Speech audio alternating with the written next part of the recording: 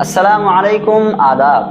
تو دوستوں، آج میں آپ لوگوں کو جو قصہ بتلانے جا رہا ہوں وہ ایک ایسے گاؤں کا ہے جہاں پر عیسائی اور مسلمان آپس میں مل جل کر رہا کرتے تھے۔ اس گاؤں کی طرف ایک نوجوان نے تجارت کی غرض سے جانے کا ارادہ کیا۔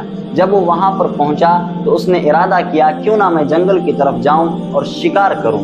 جب وہ شکار کے لیے گیا ہے، اس نے تیر چلایا تو اس کا تیر بجائے شکار کو لگنے کے ایک معصوم لڑکے کو جا کر لگا ہے۔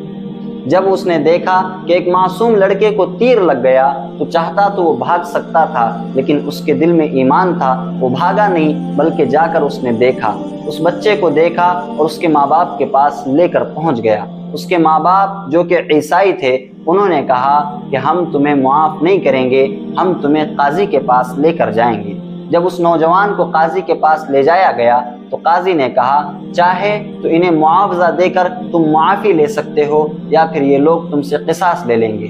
تو ان لوگوں نے کہا کہ ہم معاوضے پر راضی نہیں ہوں گے، ہمیں اس نوجوان سے قصاص چاہیے۔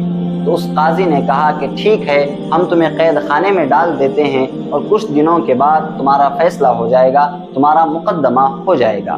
تو وہ نوجوان کو قید خانے میں ڈال دیا گیا۔ جس قید خانے میں ڈال دیا گیا وہاں کا جو صدر تھا، یعنی کہ وہاں کا جو جیلر تھا، وہ بھی ایک عیسائی تھا۔ اس نوجوان نے اس عیسائی جیلر سے کہا کہ آپ مجھے کچھ دنوں کے لیے چھوڑ دیجئے اپنی ضمانت پر، کیونکہ میں جا کر اپنے گھر والوں کو کچھ امانتیں اور کچھ روپیہ پیسہ دے کر آنا چاہتا ہوں۔ تو اس عیسائی نے اس لڑکے پر بھروسہ کیا اور اس نوجوان کو وہاں سے جانے دیا۔ جب یہ نوجوان اپنے گاؤں گیا اس کے بعد لوٹا ہی نہیں، مقدمے کا وقت قریب آ گیا۔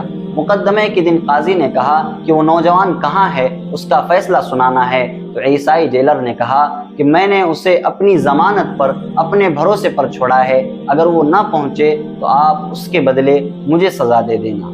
کچھ دیر کے بعد وہ نوجوان بھاگتے ہوئے دوڑتے ہوئے وہاں پر آیا اور کہنے لگا کہ جیلر صاحب میں معافی چاہتا ہوں، میرے گاؤں کے راستے میں ایک دریا پڑتا ہے، وہیں پر مجھے تاخیر ہو گئی۔ قاضی صاحب آپ جیلر صاحب سے کچھ نہ کہیں بلکہ میرے ساتھ آپ مقدمہ کر دیں اور مجھے موت کا فیصلہ سنا دیں۔ جب اس عیسائی فیملی نے، اس عیسائی گھر والوں نے دیکھا کہ وہ نوجوان خود آیا ہے اپنی سزا کے لیے، تو اس کا ایمان دیکھ کر اور اس کی سچائی دیکھ کر وہ سارا گھرانہ کہنے لگا کہ ایسا دین ہمیں بھی چاہیے اور ہم بھی مسلمان بننا چاہتے ہیں۔ میرے بھائیوں، اس واقعے سے ہمیں سبق ملتا ہے کہ مسلمان کبھی دھوکہ نہیں دیتا اور کبھی وعدہ خلافی بھی نہیں کرتا۔ انشاءاللہ نئے ویڈیو میں آپ لوگوں کے ساتھ نئے قصے کے ساتھ ملاقات ہوگی۔ السلام علیکم ورحمۃ اللہ وبرکاتہ۔